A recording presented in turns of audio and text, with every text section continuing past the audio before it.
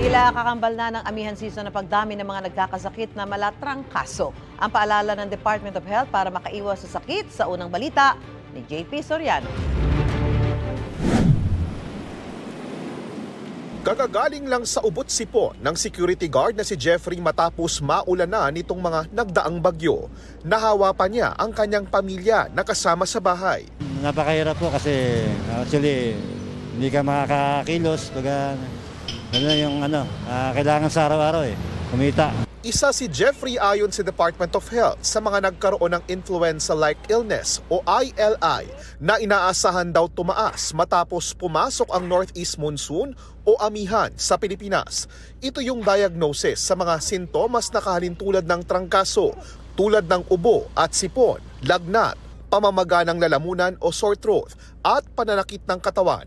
Pero pwede ring indikasyon ng ibang sakit tulad ng COVID-19 na mayroon pa rin hanggang ngayon ayon sa DOH. Pero ayon kay Health Secretary Ted Herbosa, di lang daw malamig na panahon at ang pag-uulan kaya nauuwi sa pagkakasakit.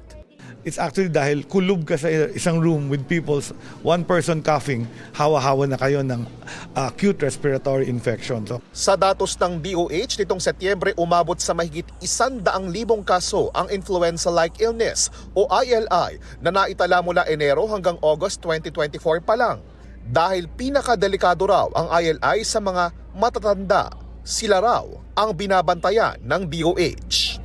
Yung elderly, pag natamaan ng respiratory illness, magiging pneumonia, mauospital, pwede pang mamatay. So we take care of the high-risk people. Ganun din yung very small children.